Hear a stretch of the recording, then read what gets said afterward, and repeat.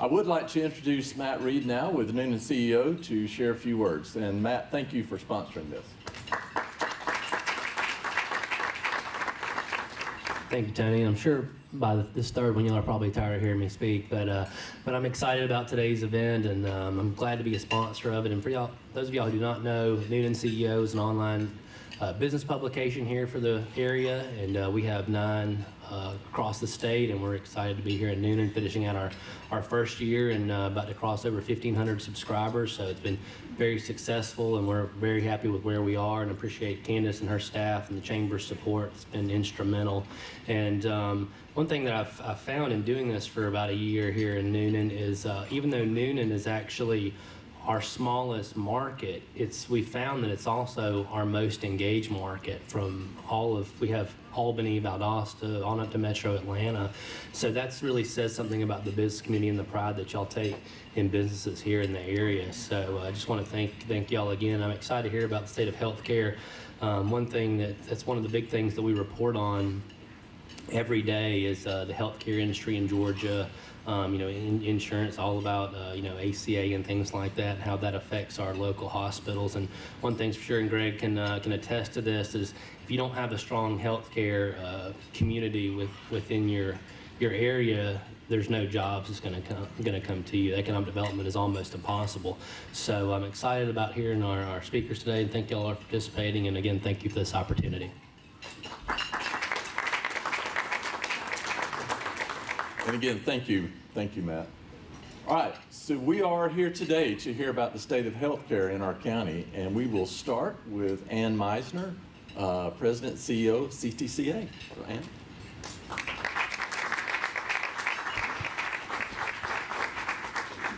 Well, thank you, Tony, and I'd like to thank the Chamber and our event sponsor, Noonan CEO, and of course our host, Noonan Country Club. It's a pleasure being up here. I'm excited to have the opportunity to tell you a little bit about where we are today at Cancer Treatment Centers of America. But first, I have to say, in echoing Matt's comment about how engaged this community is, this is an amazing place to do business in. I think the idea that you come together and talk about what are the things that are relevant to this community in terms of keeping it vibrant, keeping it growing, keeping it thriving is a testament to the level of engagement and the activation of each and every one of you around that. And we're pleased to be part of that picture. So it's wonderful to see the response and see all of you. As you all know, Georgia just happens to have a special designation as being #1 state for business. And I don't think that happens by accident. I think it's deliberate. I think it's a discipline that you have. I think it's a focus that you have. And certainly healthcare is a big component of that. It is one of the pillars of economic development. Today, I think we're really sitting in Noonan at the intersection of an amazing coming together of healthcare businesses, that we are truly becoming a hub for healthcare here in the Southern Crescent, or the area for growth and development. So I'm up here today to talk about CTCA, but we also have Piedmont Noonan, we have Health South, and soon to be our behavioral hospital in Noonan, along with many, many other providers who are not up here today, but equally important as you think about folks like the Samaritan Clinic, who serve the needs of those who are less fortunate than us, who don't have the kinds of resources that many of us, very important player in our community.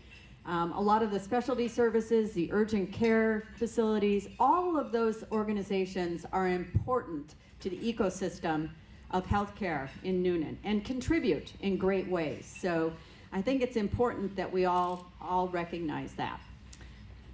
So we are diverse, we are growing. I think it's great to come up here and talk a little bit about that and have focus on that. This is one platform for that. The other one that's exciting that's coming up is that we're all hosting Leadership Georgia.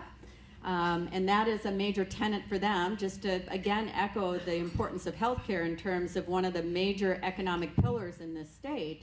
Noonan happens to host or to be a stopping point for Leadership Georgia. So we'll have a chance once again to show off and to showcase the amazing healthcare presence we have right here in Noonan, Georgia. And that theme is really around one Georgia and being stronger together. So I think that's a wonderful, wonderful place to be. Okay, this is where I need to kind of pull out my reading glasses and give away my age, because there's a lot to tell about CTCA, and I know I only have about 7 or 8 minutes, so I'm going to try and collapse this, and I spared you from the 100-page PowerPoint that they were arming me with and said, no, I'd rather just come up and talk to everybody about the 4-year journey that we've had. So, you know, our story is that we opened up in August 2012 with great excitement and great support from this community, for which we are very grateful. The good news is, and the bad news in some ways, because it tells you sort of the story in terms of how much need there is around cancer care services, is that we've had incredible growth. So we are serving people, not only here in Noonan and in Georgia, but across all 50 states. So since we opened our doors in 2012, we've served over 9,000 new patients and their families. So 9,000 people from all 50 states now know where Noonan, Georgia is. And I think that's an amazing story. More importantly, those folks are being helped, and this is really a milestone year for us. We're excited about it. So 2017, as we move into the next calendar year, we have this little tradition at CTCA where we every year recognize our 5-year survivors. And so this year will be the inaugural year for our 5-year survivors, for those patients who started treatment on that very first day in August back 5 years ago.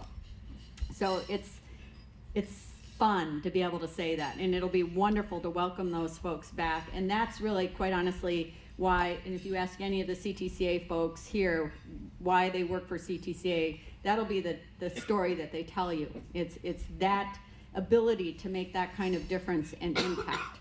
Of course, along with serving 9,000 patients, it means a lot of infrastructure and support.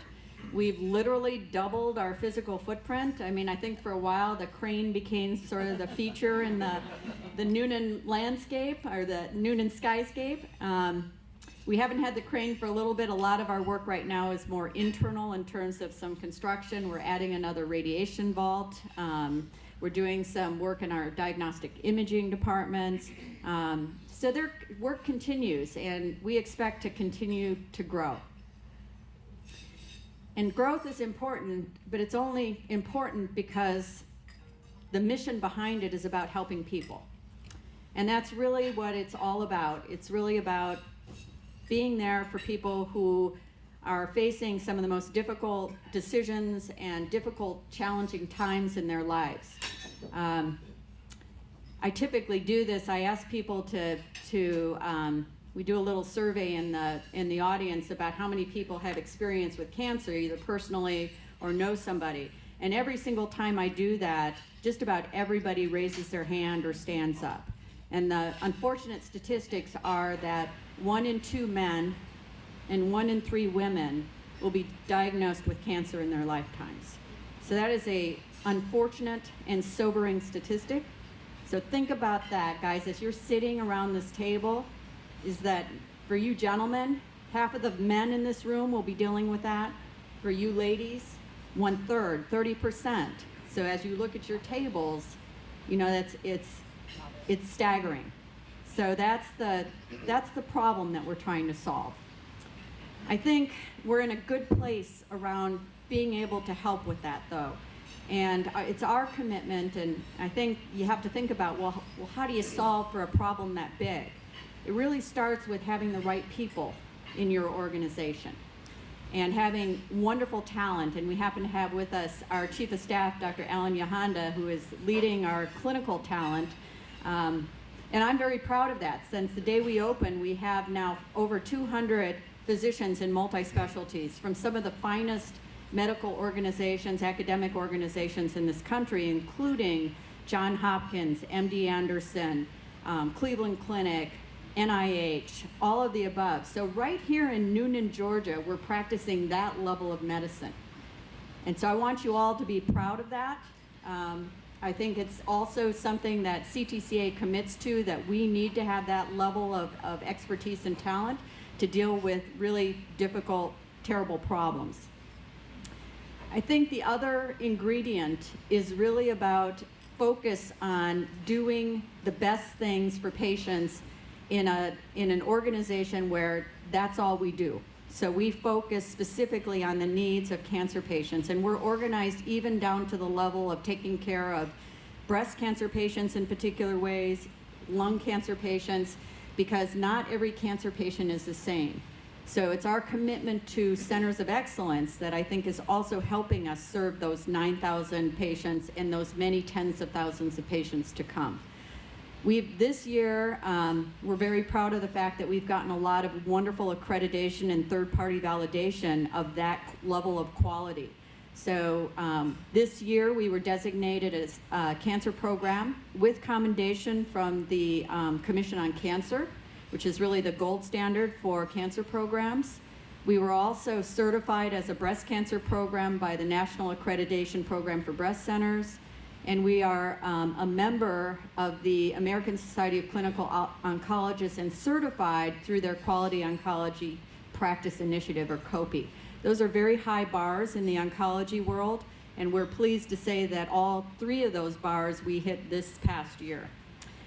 So it takes that kind of organization, focus, and talent, but it also takes partners. We can't do this job alone.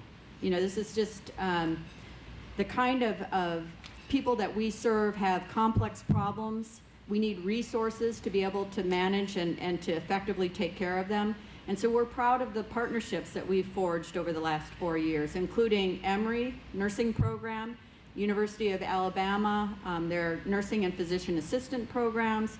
We have research studies going on with Georgia Tech right now, University of West Georgia, University of South Carolina, and many, many more. So a lot, as I've said, has happened over the last 4 years in terms of creating that community to help serve the folks in this community as well as the larger community across the nation. You know, it also takes being part of this engaged, committed community. Our patients travel from many miles. In fact, our average patient travels over 400 miles to seek care here. And so we know the value of community partnerships, having patients feel comfortable, having services available across the community to be able to support their needs while they're here. And this is a population of patients that don't just come in one time. They often will be with us for years. So they do literally become part of this community. In fact, we have several patients who have moved to this community because it's easier for them to continue to get their treatment. It's tough. When you get diagnosed with cancer, it's not only a disease that affects your physical being, it affects every aspect of your life. And so another thing that we're very proud of is the fact that we established our Southeastern Assistance in Healthcare. And in the 3 years that they've been in action, we have given away over $580,000 to over 2,000 patients to help cover non-medical needs. And so I'm going to shout out for them because we have a Friends of the Fight coming up on October 22nd, and I know many of you are great supporters of that, and we appreciate that. But know that just about every penny that is donated goes directly to those folks. I think it's also about paying it forward, though. And so, you know, we're also very pleased to be partnered with organizations like Habitat for Humanity, Boys and Girls Club, Community Wellness Center, Samaritan Clinic, all of those organizations that help weave together this amazing community support structure. Partnerships with the cancer community are also very important, and we have those as well. We are involved with the American Lung Association, the American Cancer Society, Pancreatic, Cancer Action Network, Leukemia and Lymphoma, Georgia Prostate, on. And they help us in terms of not only getting the word out about what people can do to prevent this disease, what treatment options are available to them, but also the fact that they are a huge support and information clearinghouse for many people who are simply overwhelmed when they're dealing with this. And finally, it's not only about the treatment, it's about prevention. It's about really getting the word out about the things you can do to not have this disease in your life. And I think that's an important message, not only for this community, but I'll call you all out. It's an important message for every single person sitting in this room. Remember, 1 in 2 men, 1 in 3 women. And you have and can be empowered to do something about that today. So don't be a bystander, don't be a procrastinator, don't make excuses. You need to prevent aggressively. And that's the program that CTCA has to help people with that. We just had a community program about a couple weeks ago where we opened our doors to talk to community members about specific things that they can do to change the trajectory of their lives today. And it's all common sense things, guys. It's not anything that's really rocket science. It's about eating well, it's about exercising, it's about getting your screenings. All of those things are really important. CTCA is also on the road with this message. So we're working specifically with employers and companies to bring Prevent Aggressively into organizations like Georgia Power, Kia, Caterpillar, Cargill, and others. And we love to do that. We think that that is truly the best way to honor our mission and our purpose. So I guess, the last thing I would say is trying to solve for this problem. 1 in 2 men, 1 in 3 women takes vision as well. It takes thinking about what are we going to do in the future. And in response to that, CTCA, there's a lot of really amazing, great things that are happening. We have a huge focus right now on the science of personalized medicine. So that, in my mind, is a new frontier for cancer care. It's really about understanding people down to their DNA and knowing that a lot of the disease that we're dealing with originates as a result of mutations or problems at the genetic level. And if we can solve for that, that means that people who are dealing with this disease today will be treated differently tomorrow and in ways that are more effective than the treatment approaches that we currently have. We're pleased about the relationships and the participation we have with biotech, with pharma, with the American Society of Clinical Oncology that will allow us those kinds of tools and technologies, not to help people out in the 21st century beyond, but today. And many of our patients are benefiting from that. So for us, that's the future for cancer care. So I think this is about telling you that you should be excited about what's happening at CTCA, that we're doing great work, that we're continuing to serve many, many people from across the United States, that we're committed to that, and that we're grateful. We're extremely grateful for the support that we have in Noonan and in Coweta County. So thank you all.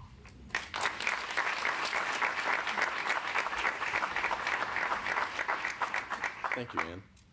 Next, we have Ilona Wozniak with Health South Rehabilitation Hospital. Thank you.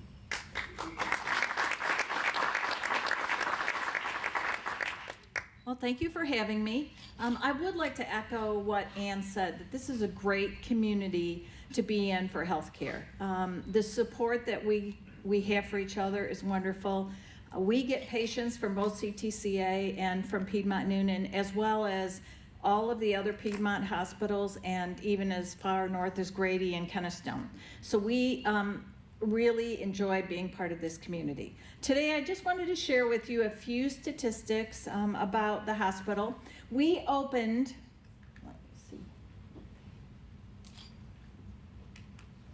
in December of 2014. For those of you who don't know where we're located, we're on Noonan Crossing Boulevard, and if you stand in our parking lot, you can see Piedmont Noonan Hospital. And so we opened there with 50 beds, and we are a rehabilitation hospital, which is a specialty hospital.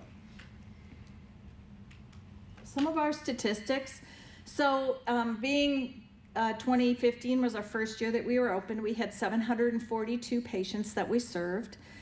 Through just last week, we had 719 for this year, and we see roughly 85 to 90 patients a month now for admission. So that would be a significant growth by the end of the year over our first year. So we're very proud of that. Just to give you an idea of what types of patients we take, in 2016, our highest percentage of patients were neurologic patients. That's strokes. It can be other things like MS. Or Parkinson's disease, and we had 58% of our patients, and we have orthopedic patients, 16%. The majority are hip fracture patients. We really don't take that many joint patients. You can take in a rehab hospital. Rehab hospitals are very regulated about what types of patients they can take. Medicare really dictates the types of patients.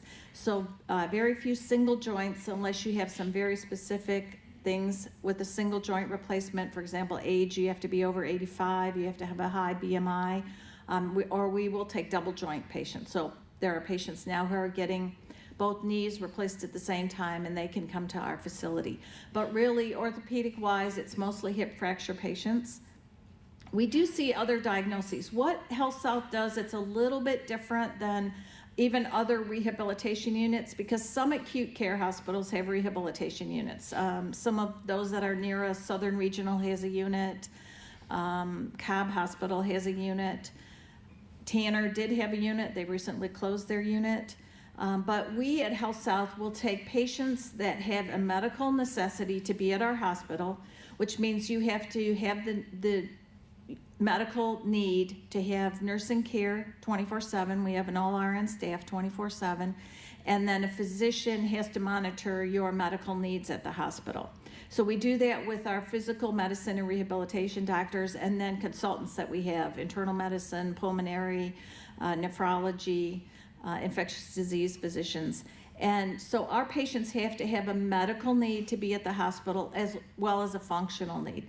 Most of the time the functional need is easy to fulfill. A lot of patients have had a debilitating disease and it has affected them functionally, but they would also have to have the medical side to come into our hospital.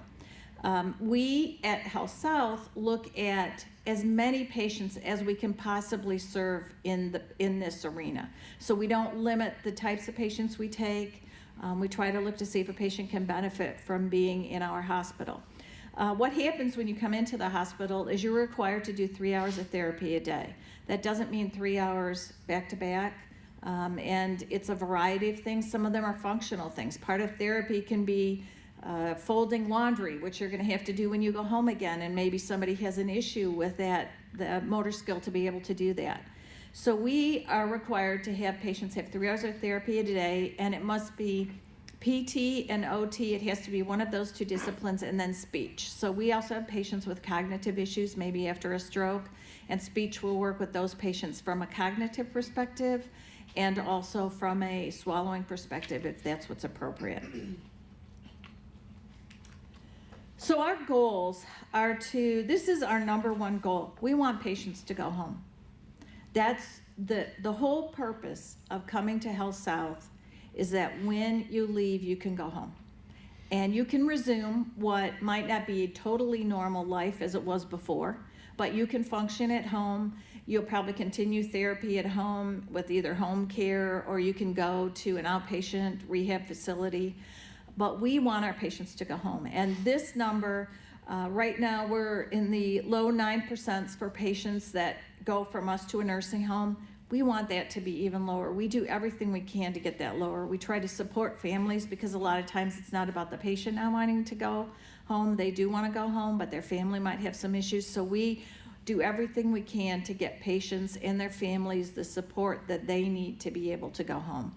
One of the things that Health South has done is purchased a large home health company throughout the country that sort of mirrors where Health South markets are. There are 123 Health South hospitals now throughout the country.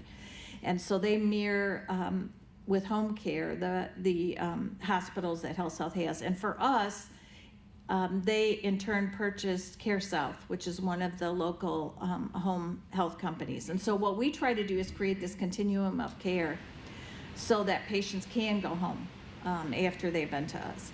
And then a functional gain. So this is really a gain in mobility, eating, grooming, cognition, transferring, showering, getting in and out of a car, going up and down steps. These are the types of things that we try to improve a patient's life.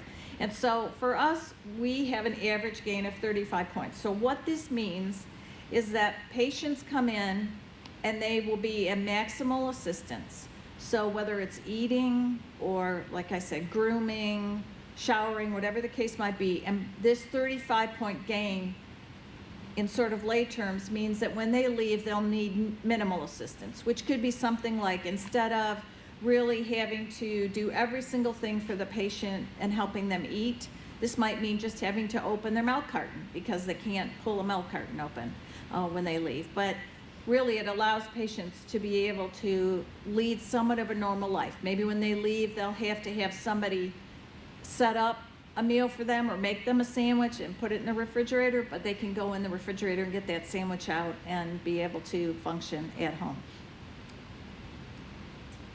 Oops. So our patients, I thought you might have a little interest in our patients. So 77% of our patients last year were over the age of 60, and we had 15% over the age of 85. And you know, you might think, well, do you want to go for that intensive therapy when you're over the age of 85? But there are so many people who are in their 90s who come to us that were totally independent, driving, and had some catastrophic event, and we really try to get these patients back home. So we do have a fair number of patients that are over 90. Right now, we have a fair number of young patients. Stroke is is hitting younger and younger patients now, and so we do have a fair number of young stroke patients. And interesting from a residence perspective, Coweta County, 29% of our patients come from there and 17% from Fayette. I looked, I think the next highest is Clayton and then Fulton County. So a lot of times patients don't have a lot of options when it comes to coming to a rehab hospital within the metro Atlanta area. So we end up getting a lot of those patients. And then one thing that we're really focusing on this next year is the stroke patients. And recently, the American Heart Association came out with an independent study, and really stroke patients need this very intensive therapy when they first had their stroke. So they are in the acute care hospital for a few days, and if they come to us and get this intensive 3 hours of therapy a day, they do much, much better, and there's a ton of research and statistics on this.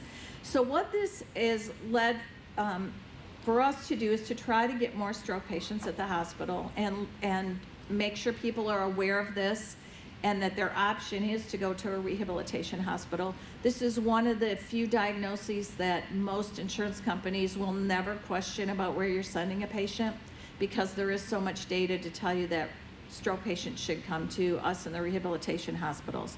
And what we've done is we're going for our stroke certification. So last year, Piedmont Noonan went for their stroke certification. Ours is a little bit different, but we are collaborating with Piedmont Noonan on the care of stroke patients. So we participate in their stroke committee. We're working to get our certification. And then one thing that will happen after this is we are working to have a collaborative single stroke support group for the community that will be both the Piedmont Noonan patients and our patients together. So we do focus on our patients' quality outcomes and trying to get our patients back home. And again, thank you so much for having me.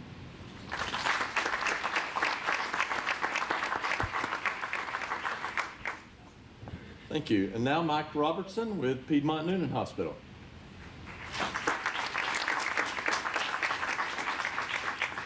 Well, in just a moment, you're going to feel the mashed potatoes and beef kick in, and I'm going to see everybody glaze over and the apple foams come out. So I'm Mike Roberts. I'm the CEO at Piedmont Noonan. I've been in healthcare a little over 20 years now, and with Piedmont a little over 12 years now.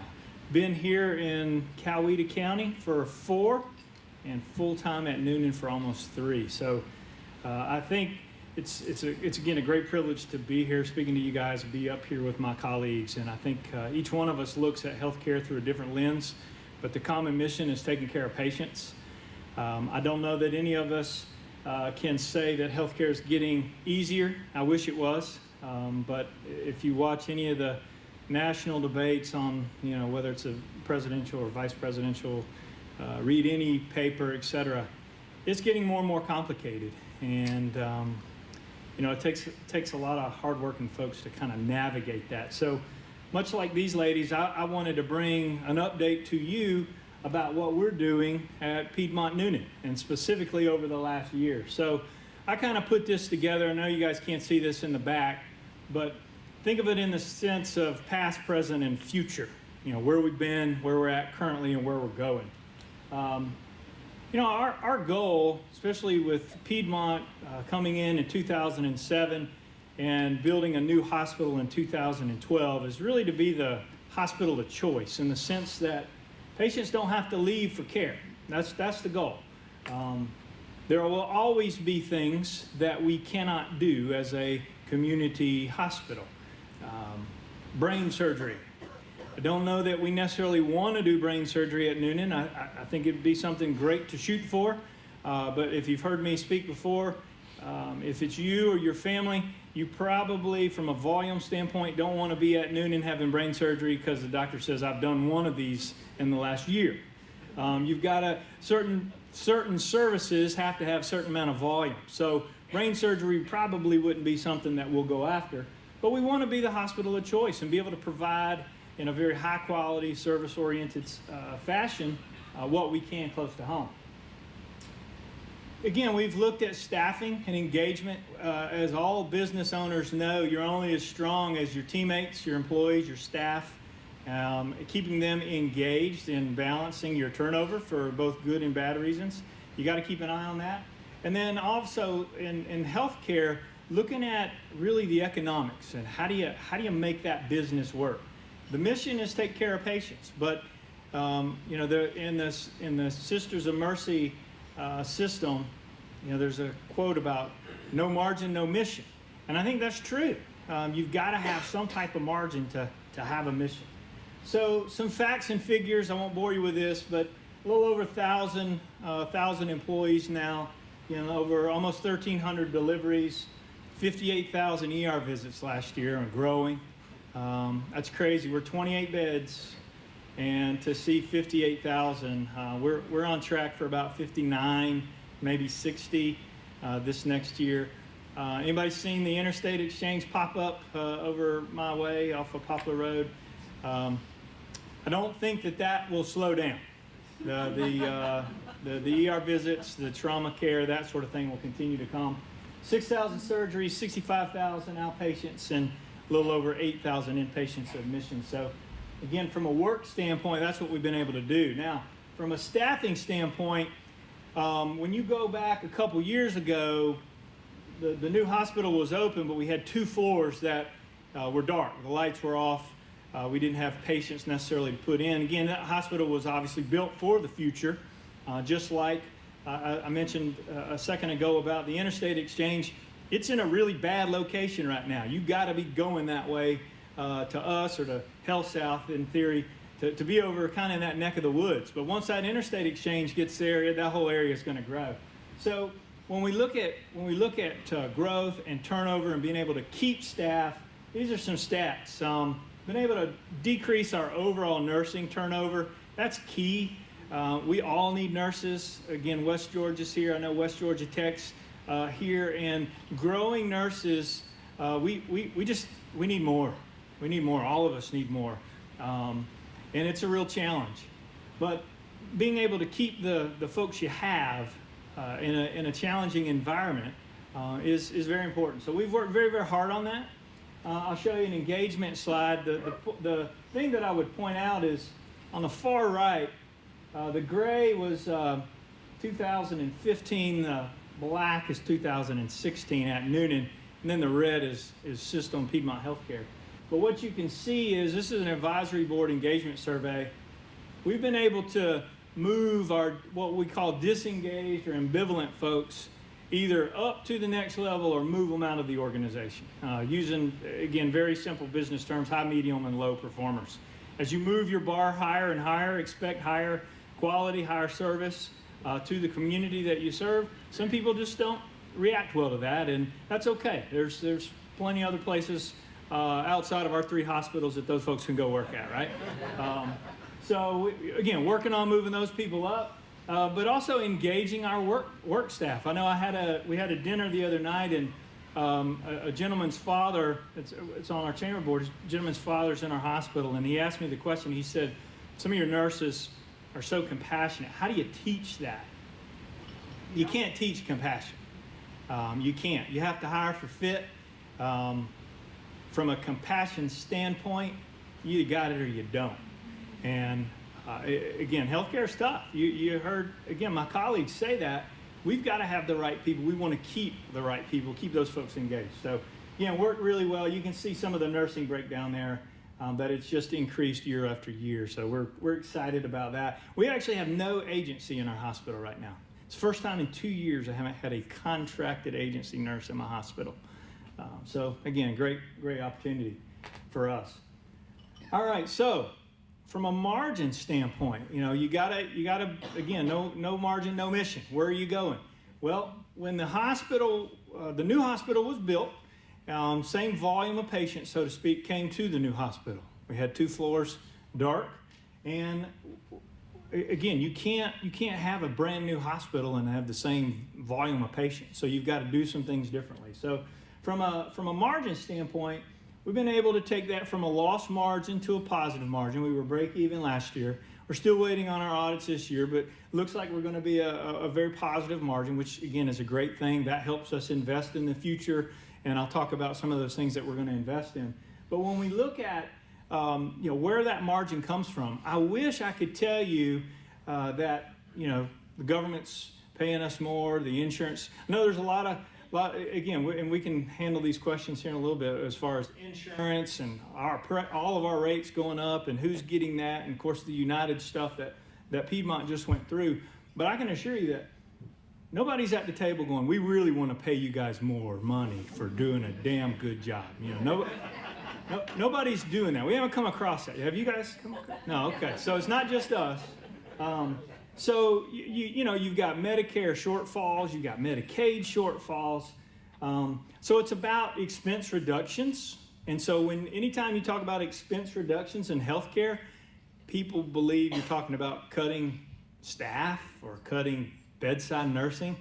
That's where you don't want to cut. You've got to look at those other opportunities. And that's what Piedmont's really been able to do for us is by now having 7 hospitals in our organization, we're buying, instead of hundreds of something, we're buying tens of thousands of something, being able to drive those prices down. So expense reductions, efficiencies, and throughput, that's key of any hospital, any organization. You got to work on those efficiencies. Out-migration, building the trust in our community to say, why would I need to go to Atlanta for care? Why would I need to have this particular operation outside? Some of that is trust, some of that is service, some of that is quality.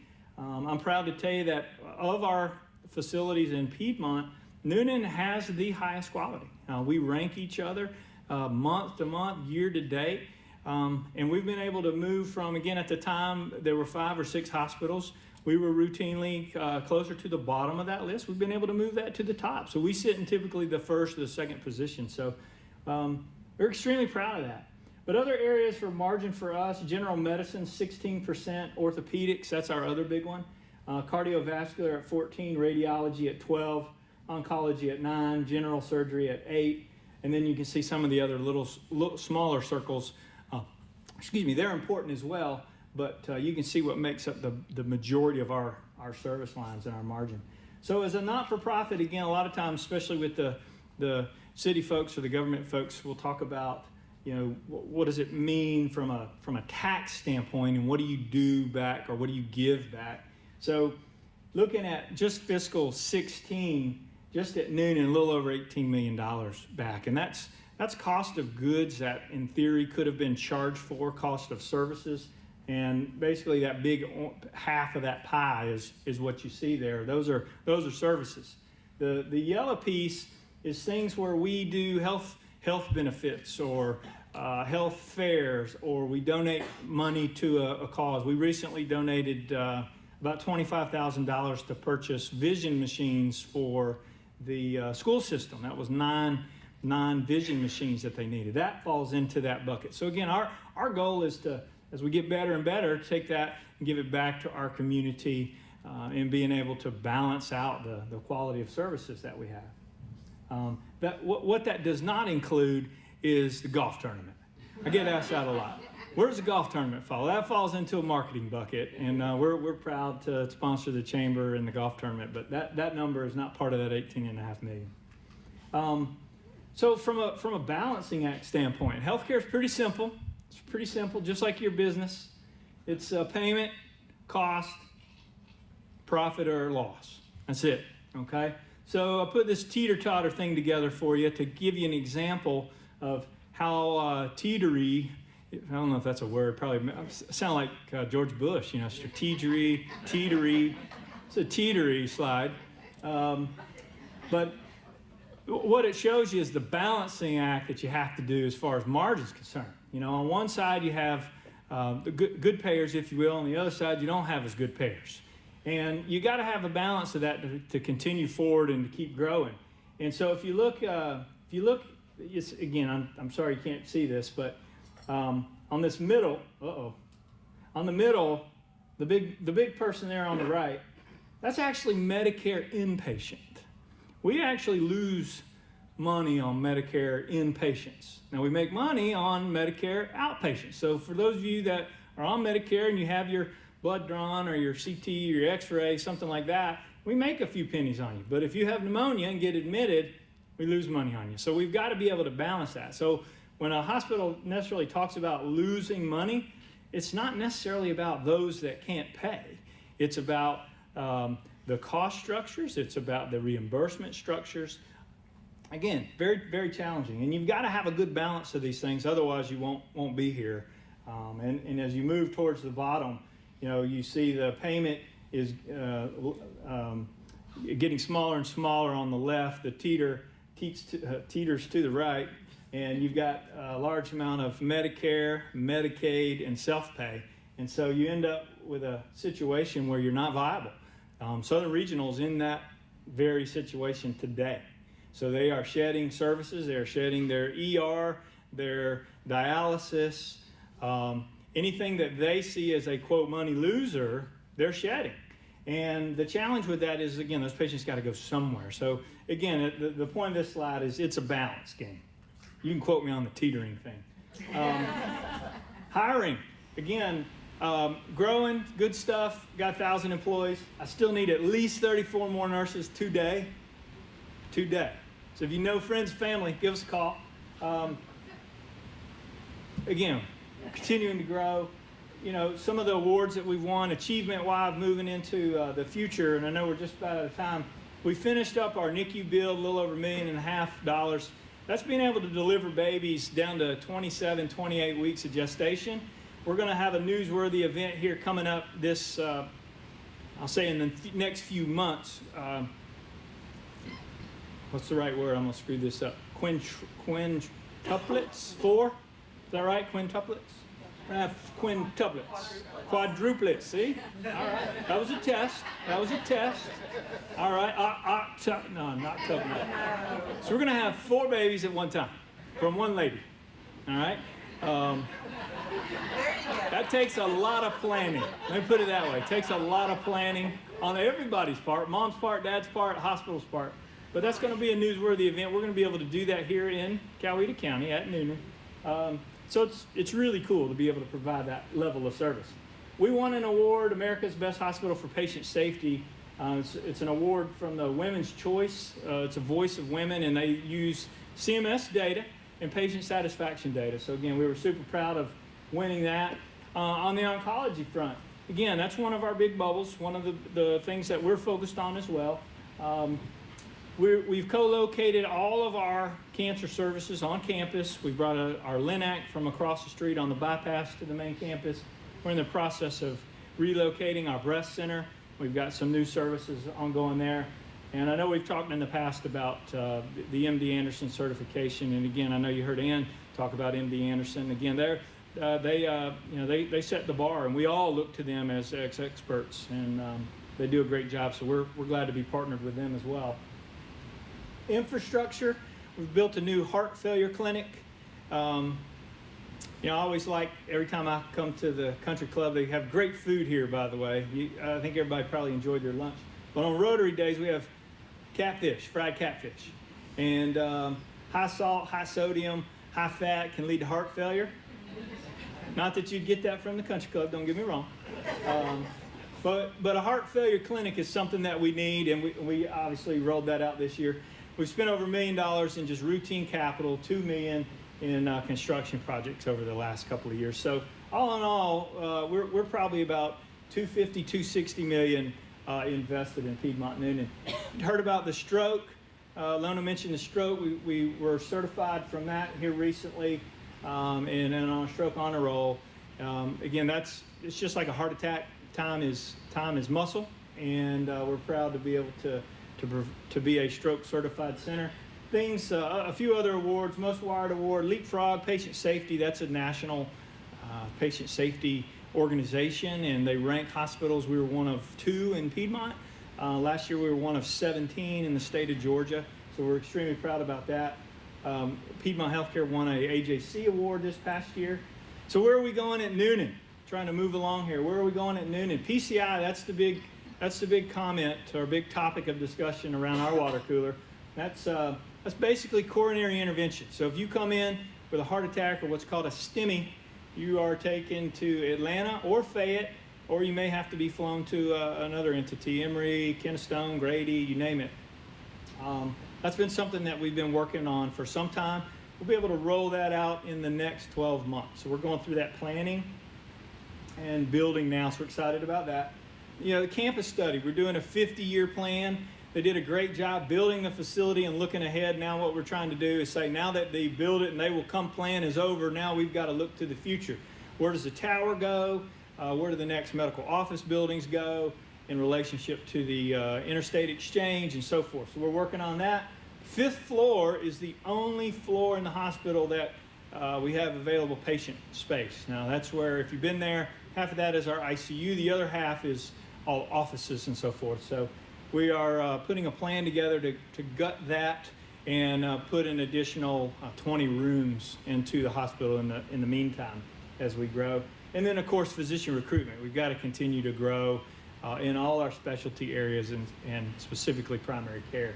So treatments coming up besides PCI, some other things in oncology, the iodine or the I-131 thyroid treatment. We're going to be starting some seed localization implants. So that's something new right now. We're having to put, unfortunately, people, we do part of the procedure at the POC on 34, and then we have to put you in an ambulance and bring you over to the hospital. So bringing all that together, so that'll be nice. And then, of course, lymphedema treatment for those going through that type of therapy.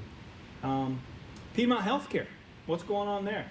Well, we started this thing called the Piedmont Way, and it's really a refocus because, again, if you've read the paper, we've grown. We're now 7 hospitals. You got Athens in the mix as of this Saturday.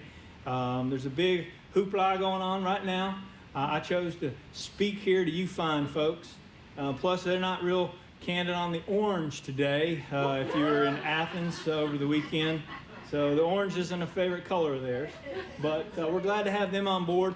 One of the things that we're doing with this funny-looking robot thing down here, we've created a wayfinding app. Everybody uses apps, so take your app, tells you how to get to Noonan, and then it tells you which floor to go through, walks you through every nook and cranny of the hospital to help you find where you're going. We have this thing called Piedmont On Call. I don't know if you're familiar with it. Really cool. If you have an iPhone or an Android phone, go to the App Store, download it. It's a virtual visit. $49 gets you with via your phone, talking to a doctor or nurse practitioner. So for your sniffles, headaches, colds, those sort of things, is a great little tool. And then probably the big thing for Piedmont Healthcare is the new building in Atlanta on the corner of Collier and Peachtree. It's a $450 million building. I like to think that looks a lot like Noonan myself. But that is their photo of what they're going to be building, and Mr. Bernie Marcus donated $75 million to that cause. So it's the largest single private donation in the nation. So we're super proud to have him part of Piedmont and really helping us on our way as we continue to grow and take good care of patients. So that's all I have. Thanks, guys. So we probably have time for maybe 2 questions. Anyone have a question for the panel? I have a comment. Okay. So I don't know that everybody in the audience realizes that our 3 hospital CEOs all have clinical backgrounds, that they're very passionate about it. So Candace mentioned that all 3 of our panelists have clinical backgrounds. So And I think it would be interesting if each one of them would share just, 10 seconds, how they came through the clinical side. okay. Well, I'm a nurse. If people always say, you used to be a nurse, I say, once a nurse, always a nurse. And I think that my path was sort of circuitous in terms of started in clinical care, critical care was my focus, and then moved into lots of different roles, including quality, nursing director, administrative roles, into patient care services, and then just continue to build my repertoire around that. So I was happy to be part of the CTCA family, and they allowed me that opportunity, and here I am today. And I'm a pharmacist. I have never worked any place but a hospital, even as a pharmacist, never spent a day in retail other than what I had to. And how my career kind of moved was that one day the COO that I was reporting to said, your department's running really well and we're having some problems in imaging and we need to hire a director there, so why don't you hire the director? And then they report to you, and then it just kind of blossomed from there. I've worked at 2 other hospitals in the Atlanta market, North Fulton Hospital up in Roswell, and then Cobb Hospital in Austell. And I used to be a chamber president before I couldn't hack that role. I was a respiratory therapist, and I was a neonatal intensive care therapist for Wellstar. So I worked there for almost 10 years. Any other question? Yes, ask I'll up. ask a question. So Mike, you had mentioned Piedmont's acquiring Athens Regional, and every quarter, every few months, you read about another system acquiring. Is that what we're going to see for the future of rural healthcare? It's kind of just mergers, acquisitions. And if so, why? Yeah, okay, it's a great question. What he asked was the recent acquisition of Athens, and in the Atlanta market specifically, hospitals being acquired. Will we continue to see that? The answer is yes, you will. Specifically on the rural front, it's, like I said, it's difficult. It's hard to make that teeter slide, make that work. And there's a lot of hospitals that can't make it work. And, for Georgia, when you look at all the different hospitals in the state of Georgia, specifically the metro, there's a lot of names out there. You go out west, you don't see that. You see health systems of 20 plus in a organization. And it's really focused around clinical best practice, efficiencies, and purchase power as it relates to supplies and so forth. Let me speak to Athens specifically. Athens was not in a situation where they needed to find a partner or close up. They were actually very strong. However, they could read the future and see that, if not that decision today, when. Newton, on the other hand, who joined us a year ago, was in a very different situation, where had they not joined somebody, chances are they would have either been purchased, and much like I mentioned Southern Regional, the minimum services would have been provided, or they would have closed the doors. So. Yes, absolutely. So not only are you going to see that, but what the government is looking at, I'm sure the insurance companies will follow suit, is something called episodic care, and bundled payments. So you're going to see a lot more of, for example, the Health Souths maybe teaming up with the Piedmont Noonans, because what's going to happen is a patient's going to have an episode. So maybe it's a stroke. There's going to be a single payment for that patient, no matter where they go. So if they start at Piedmont Noonan, they come to us. If they have to go to a nursing home, it'll all be one payment. And the government will pay probably the acute care hospital, and we will forge partnerships with the acute care hospitals to provide some of those services. So you're going to see a lot more of that sort of relationship between different entities to provide those episodic care bundles. Great, thank you very much. We do have a gift. Let's give our panel another hand.